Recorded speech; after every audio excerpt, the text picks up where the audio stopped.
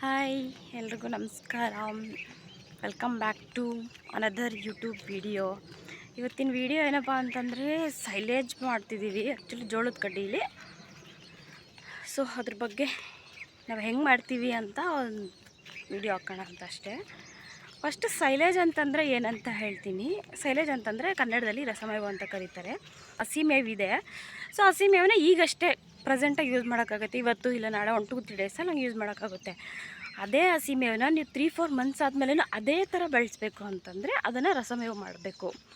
Like ಯಾವ ಥರ ಅಂತಂದರೆ ದೊಡ್ಡ ದೊಡ್ಡ ಬ್ಯಾಗ್ಸ್ ಇರುತ್ತೆ, ಅದರೊಳಗಡೆ ಹಸಿ ಮೇವು ತೊಗೊಬಂದಿರ್ತೀವಿ. ಅದನ್ನೇನು ಚಾಪ್ ಮಾಡಿಬಿಟ್ಟು ಸಣ್ಣ ಸಣ್ಣದಾಗಿ ಅದನ್ನು ಅದರೊಳಗಡೆ ಫಿಲ್ ಮಾಡಿಬಿಟ್ಟು ಏರ್ ಟೈಟ್ ಮಾಡಿಬಿಟ್ಟು ಕಟ್ಟಿರ್ತಾರೆ 3-4 ಮಂತ್ಸ್ವರೆಗೂ.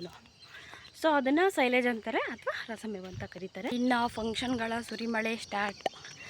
ನೆಕ್ಸ್ಟ್ ಸಂಡೇ ಎಂಗೇಜ್ಮೆಂಟ್, ಅದು ನೆಕ್ಸ್ಟ್ ಡೇ ಮಂಡೇ ಟ್ಯೂಸ್ಡೇನೇ ಊರಬ್ಬ ಇದೆ, ಜಾತ್ರೆ. ಅದಾದಮೇಲೆ ಮದುವೆ, ಅದಾದಮೇಲೆ ಮರಳಿ ಊಟ. ಸೊ ಬ್ಯಾಕ್ ಟು ಬ್ಯಾಕ್ ಇನ್ನೇನು 2 ಮಂತ್ಸಲ್ಲಿ ತುಂಬ ಫಂಕ್ಷನ್ಸ್ ಇದೆ. ಇದನ್ನೇ ಅವ್ರು ನೆನ್ನೆ ಇದರೊಳಗಡೆ ಹಾಕಿದ್ದಾರೆ, ಸೈಲೇಜ್ ಮಾಡಿದ್ದಾರೆ ಆಲ್ರೆಡಿ ಈ ಹುಲ್ಲಲ್ಲಿ. ಈಗ ಜೋಳದಲ್ಲಿ ಆ್ಯಕ್ಚುಲಿ ಜೋಳನೂ ಇನ್ನೂ ಬೆಳಿಬೇಕಿತ್ತು, ಬಟ್ ಬಿಟ್ಟರೆ ಇನ್ನಾಗಲ್ಲ. ಯಾಕಂತಂದರೆ ನೆಕ್ಸ್ಟ್ ವೀಕ್ ಫಂಕ್ಷನ್ನು, ಅದಾದಮೇಲೆ ಮತ್ತೆ ಹುಳುಗಳು ಬಂದುಬಿಡ್ತವೆ. ಹುಳು ಬಂದರೆ ಏನು ಬೇರೆ ಕೆಲಸ ಮಾಡಲ್ಲ ನಮ್ಮ ಮನೇಲಿ ನಾವು. ಸೊ ಅದಕ್ಕೆ ಮುಂಚೆನೇ ಎಲ್ಲ ಮುಗಿಸ್ಕೊಂಬಿಡೋಣ ಅಂತ ಬಂದಿರೋದು. ನೋಡಿ ಈ ಥರ ಇದೆ. ಮುಕ್ಕಾಲು ಭಾಗ ಹಾಕಿದ್ದೀವಿ ನಾವು ಅಷ್ಟೇ, ಅಲ್ಲಿ ತನಕ ಮುಕ್ಕಾಲು ಭಾಗ. ಇನ್ನು ಸ್ವಲ್ಪ ಕಾಲು ಭಾಗ ಖಾಲಿನೇ ಬಿಟ್ಟಿದ್ದೀವಿ. ಇದು ಜೋಳದ ಕಡ್ಡಿ ಅಷ್ಟೇ ಕೊಯ್ತೀವಿ. ಇದರಲ್ಲೆಲ್ಲ ಇದೇನು ಇದು ಹುಲ್ಲು ಬಂದಿದೆ, ಹುಲ್ಲನ್ನೆಲ್ಲ ಕೊಯ್ಯಲ್ಲ. ಬರೀ ಜೋಳದ ಕಡ್ಡಿ ಅಷ್ಟೇ ಕೊಯ್ಕೊಂಡು ಅದನ್ನಷ್ಟೇ ಮಿಷಿನ್ಗೆ ಹಾಕೋದು. ಯಾಕೆ ಅಂತಂದರೆ ಲೈಕ್ ಕೆಟ್ಟೋಗ್ಬಿಡುತ್ತೆ ಅದನ್ನೆಲ್ಲ ಹಾಕಿದ್ರೆ ಅಂತ ಅಷ್ಟೆ. ನೋಡಿ ಈ ಥರದ ಸೊಪ್ಪೆಲ್ಲ ಇರುತ್ತಲ್ಲ, ಸೊ ಅದಕ್ಕೆ ಹುಲ್ಲು ಕೊಯ್ಯೋದೇ ಇಲ್ಲ, ಬರೀ ಜೋಳದ ಕಡ್ಡಿ ಅಷ್ಟೇ.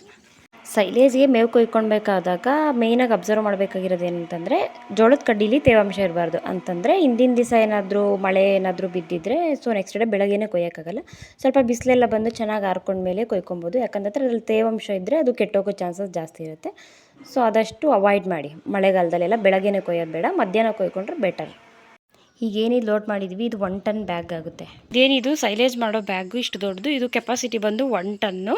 ಇದರೊಳಗಡೆ ಬೇಕಾಗಿರೋಂಥ ಟೆಂಪರ್ಡ್ ಗ್ಲಾಸ್ ಅಲ್ಲ, ಟೆಂಪರ್ಡ್ ಶೀಟ್ ಇದು ಫಸ್ಟ್. ಇದಕ್ಕೆ ಪ್ರೊಟೆಕ್ಷನ್ನು ಇದು ಚೀಲದ ಥರ ಇರುತ್ತೆ, ಅದು ಕವರು. ಇದು ಚೀಲ ಸಪ್ರೇಟ್ ಬರುತ್ತೆ.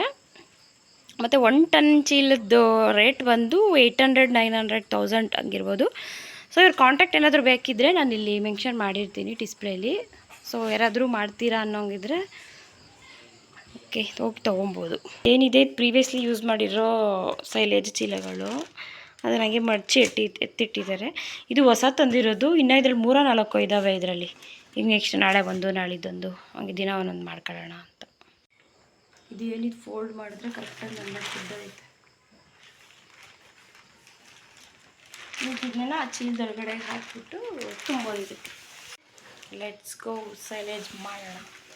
ಸೈಲೇಜ್ ಮಾಡೋದಕ್ಕೂ ಮುಖ್ಯವಾಗಿ ಒಂದು ಮಿಶ್ರಣನ ತಯಾರು ಮಾಡ್ಕೋಬೇಕಾಗುತ್ತೆ. ಅದೇನಂತಂದರೆ ಇವಾಗ ನಾವು ಮಾಡ್ತಿರೋದು 1 ಟನ್ ಬ್ಯಾಗಿಗಲ್ವ. ಸೊ 1 ಟನ್ ಬ್ಯಾಗ್ಗೆ 10 ಲೀಟರ್ ನೀರಿಗೆ 3 kg ಉಪ್ಪು ಮತ್ತು 3 kg ಬೆಲ್ಲ ಹಾಕಿ ಮಿಕ್ಸ್ ಮಾಡ್ಕೊಳ್ಬೇಕಿತ್ತು. ಬಟ್ ನಾವಿಲ್ಲಿ ಬೆಲ್ಲ ಬಳಸಿಲ್ಲ. ಉಪ್ಪು ಏನಕ್ಕೆ ಅಂತಂದರೆ ಅಯೋಡಿನ್ ಕಂಟೆಂಟ್ ಸಿಗಲಿ ಅಂತ, ಬೆಲ್ಲ ಏನಕ್ಕೆ ಅಂತಂದರೆ ಟೇಸ್ಟ್ಗೆ. ಮತ್ತು ಎಲ್ಲ ರೆಡಿ ಮಾಡ್ಕೊತಾ ಇದ್ದೀವಿ ಮಾಡೋದು. ಈಗ ಅಲ್ಲೇನಿದೆ ಅದು ಸೆಕೆಂಡ್ ಬ್ಯಾಗು. ಫಸ್ಟ್ ಬ್ಯಾಗ್ ಹಳೆ ಮನೆ ಹತ್ರ ಇದೆ. ಈಗ ಇಲ್ಲಿ ಹಾಕೋದು 3rd ಬ್ಯಾಗು. ಮತ್ತು ಹಳೆ ಮನೆ ಹತ್ರನೇ ಮತ್ತೆ 2 ಬ್ಯಾಗು. ನೋಡೋದಕ್ಕೆ ಇದಿಷ್ಟು ರಾಶಿ ಕಾಣುತ್ತೆ, ತುಂಬಿದ್ರೆ ಒಂದು ಬ್ಯಾಗಿಗೆ ಕರೆಕ್ಟಾಗಿ ಇಡಿಸ್ಬಿಡುತ್ತೆ. ಸೈಲೇಜ್ ಮಾಡೋವಾಗ ಮುಖ್ಯವಾಗಿ ಗಮನ ಕೊಡಬೇಕಾಗಿರೋ ವಿಚಾರ ಏನಪ್ಪ ಅಂತಂದರೆ ಜೋಳ ಕಡ್ಡಿನ ತೋಟದಿಂದ ಕಟಾವು ಮಾಡ್ಕೊಂಬಂದಿದ್ದ ದಿವಸನೇ ಸೈಲೇಜ್ ಬ್ಯಾಗ್ಗೆ ಹಾಕಿಬಿಡಬೇಕು. ಮತ್ತು ಬ್ಯಾಗ್ಗೆ ತುಂಬುವಾಗ ಬೆಲ್ಲ ಮತ್ತು ಉಪ್ಪಿನ ಮಿಶ್ರಣನ ಲೇಯರ್ಸ್ ವೈಸು ಸೇರಿಸ್ಕೊತ ಚೆನ್ನಾಗಿ ಗ್ಯಾಪ್ ಕೊಡದೆ ಟೈಟಾಗಿ ತುಳಿಬೇಕು ಮೇವನ್ನ. ಲಾಸ್ಟಲ್ಲಿ ಗಾಳಿ ಎಲ್ಲ ಆಚೆಗೆ ಹಾಕಿ ಅದರ ಮುಚ್ಚಳ ಮುಚ್ಚಿ ಮತ್ತೆ ಅದನ್ನು ನೆರಳಲ್ಲಿ ಸ್ಟೋರ್ ಮಾಡ್ಕೋಬೇಕಾಗುತ್ತೆ. ಸೈಲೇಜ್ ಮಾಡೋದು ಎಷ್ಟು ಮುಖ್ಯನೋ ಸೈಲೇಜಿಗೆ ನಾವು ಜೋಳದ ಕಡ್ಡಿ ಏನು ಸೆಲೆಕ್ಟ್ ಮಾಡ್ತೀವಿ ಅನ್ನೋದು ಅಷ್ಟೇ ಮುಖ್ಯ ಆಗುತ್ತೆ. ಏನಕ್ಕೆ ಅಂತಂದರೆ ಸೈಲೇಜ್ ಮಾಡೋದಕ್ಕೆ ಜೋಳದ ಕಡ್ಡಿ ಸೆಲೆಕ್ಷನ್ ತುಂಬ ಮುಖ್ಯ. ಯಾಕೆ ಅಂತಂದರೆ ಅದು ತೆನೆ ಹೆಂಗಿರಬೇಕು ಅಂತಂದರೆ ಈ ಕಡೆ ಅರ್ಧಂಬರ್ಧ ಜೋಳನೂ ಕಾಳು ಆಗಿರಬೇಕು ಮತ್ತು ಅರ್ಧಂಬರ್ಧ ಹಾಲು ಇರಬೇಕು, ಆ ಥರ ಸೆಲೆಕ್ಟ್ ಮಾಡಬೇಕು. ಬಟ್ ನಮ್ದೇನಾಯ್ತು ಅಂದರೆ ಸ್ವಲ್ಪ ಎಳೆದೇ ಆಯಿತು. ಯಾಕೆಂದರೆ ಸ್ವಲ್ಪ ಎಮರ್ಜೆನ್ಸಿಯಿಂದ ಅಷ್ಟೇ ನಾವು ಈಗ ಕಟಾವು ಮಾಡ್ತಿದ್ವಿ, ಇಲ್ಲಾಂದರೆ ಕರೆಕ್ಟಾಗಿ ಸ್ಟೇಜಿನ ಕಟ್ ಮಾಡ್ತಿದ್ವಿ.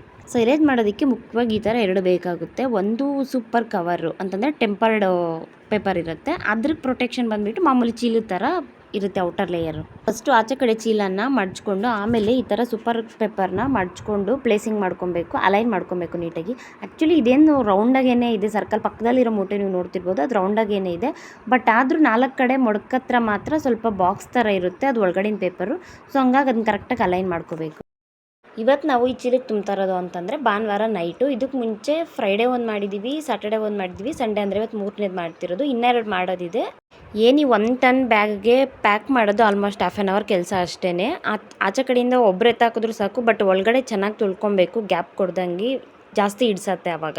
ಏನು ಸೈಲೇಜನ್ನ ಆಲ್ಮೋಸ್ಟ್ ಎಲ್ಲರಿಗೂ ಗೊತ್ತಿರೋ ಥರ ಮಿಷಿನ್ಸಲ್ಲೇ ಮಾಡೋದು. ಅಂತಂದರೆ ಈ ಥರ ಮೇವನ್ನೇನು ಚಾಪ್ ಮಾಡಿಟ್ಕೊಂಡು ಆಮೇಲೆ ಅದನ್ನು ಮೆಷಿನ್ಸಲ್ಲಿ ಪ್ರೆಸ್ ಮಾಡ್ತಾರೆ. ಬಟ್ ನಾವು ಇದು ಮಾಡ್ತಿರೋದು ಮ್ಯಾನ್ಯಲಿ ಮಾಡಿದ್ರೆ ಅಷ್ಟಾಗಿ ಚೆನ್ನಾಗಿ ಬರೋಲ್ಲ. ಯಾಕೆಂತಂದರೆ ನಾವು ವ್ಯಾಕ್ಯೂಮಲ್ಲಿ ಏನು ಲಾಸ್ಟಲ್ಲಿ ಎಟ್ ದ ಎಂಡಲ್ಲಿ ಗಾಳಿ ಎಳ್ಕೊಳಲ್ಲ.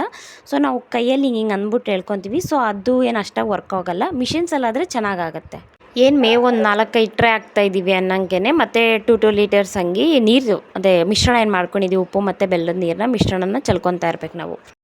ಏನು ಈ ಚೀಲಕ್ಕೆ ಎಲ್ಲ ಮೇವು ತುಂಬಿದ್ದಾದಮೇಲೆ ಆಲ್ಮೋಸ್ಟು 1 ಅಡಿ ಅಷ್ಟು ಪೇಪರ್ ಬಿಟ್ಕೊಬೇಕು. ಯಾಕೆಂತಂದರೆ ಅದನ್ನ ಕುತ್ತಿಗೆ ಹಿಡಿದು ಹಿಂಗೆ ಕಟ್ಟೋದಕ್ಕೆ, ಏರ್ ಟೈಟ್ ಮಾಡೋದಕ್ಕೆ ಫಸ್ಟು ಒಳಗಡೆ ಇರೋ ಸೂಪರ್ ಕವರ್ನ ಫಸ್ಟು ಕಟ್ಬಿಟ್ಟು ಅದಕ್ಕೊಂದು ಪ್ಲಾಸ್ಟರ್ ಹಾಕಿ ಫುಲ್ ಕ್ಲೋಸ್ ಮಾಡಿಬಿಟ್ಟು ಆಮೇಲೆ ಆಚೆ ಕಡೆ ಇರೋ ಚೀಲನ ಅದ್ರಲ್ಲಿ ಮತ್ತೆ ಗಾಳಿಯೆಲ್ಲ ಆಚೆಗೆ ಹಾಕಿ ಅದನ್ನು ಕಟ್ಬಿಟ್ಟು ಅದ್ರ ಮೇಲೆ ಏನಾದರೂ ಭಾರವಾಗಿರೋಂಥ ವಸ್ತುಗಳನ್ನು ಹಾಕಿಟ್ರೆ ಇದು ಲಾಂಗ್ ಟರ್ಮ್ವರೆಗೂ ಇರುತ್ತೆ.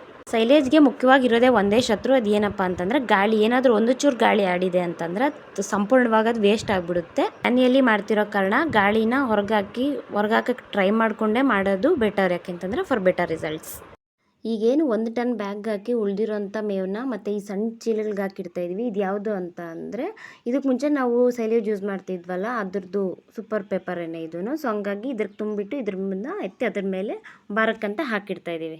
ಸೈಲೇಜು ಇವತ್ತು ಪ್ಯಾಕ್ ಮಾಡಿದ್ದೀವಿ ಅಂತಂದರೆ ಮಿನಿಮಮ್ ಅಂತಂದರೂ ಒಂದು 20 ಡೇಸ್ ಬಿಟ್ಟು ಆಮೇಲೆ ಬಳಸ್ಕೊಬೋದು. ಮ್ಯಾಕ್ಸಿಮಮ್ ಅಂತಂದರೆ ಒಂದು 6 ಮಂತ್ಸ್ವರೆಗೂ ಸ್ಟೋರ್ ಮಾಡಿದ್ರು ಏನು ಪ್ರಾಬ್ಲಮ್ ಇಲ್ಲ. ಬಟ್ ನೆರಳಲ್ಲಿರಬೇಕಷ್ಟೇ. ಇದು ಮನೆಯಿಂದ ಹೊರಗಡೆ ಏನಾದರೂ ಬಯಲಲ್ಲಿ ಇಡ್ತಾ ಇದ್ದೀರಿ ಅಂತಂದರೆ ಸ್ವಲ್ಪ ಇಲಿ ಮತ್ತು ಹೆಗ್ಣಗಳ ಕಾಟ ಜಾಸ್ತಿ ಇರುತ್ತೆ. ಸೊ ನೋಡ್ಕೊಳ್ಳಿ, ಅದು ಒಂಚೂರು ಕಟ್ ಮಾಡ್ತು ಅಂತಂದ್ರೂ ಮುಗಿದ ಕತೆ, ಫುಲ್ ವೇಸ್ಟ್ ಆಗಿಬಿಡುತ್ತೆ. ವಿಡಿಯೋ ಇಷ್ಟ ಆಗಿದ್ದರೆ ಲೈಕ್ ಮಾಡ್ಕೊಳ್ಳಿ ಮತ್ತು ಸಬ್ಸ್ಕ್ರೈಬ್ ಮಾಡ್ಕೊಳ್ಳಿ. Thank you for watching. Next video ಏನಾಗಿರುತ್ತೆ ಅಂತಂದರೆ ಎಂಗೇಜ್ಮೆಂಟ್ ವಿಡಿಯೋ ಆಗಿರುತ್ತೆ. ಬಾಯ್.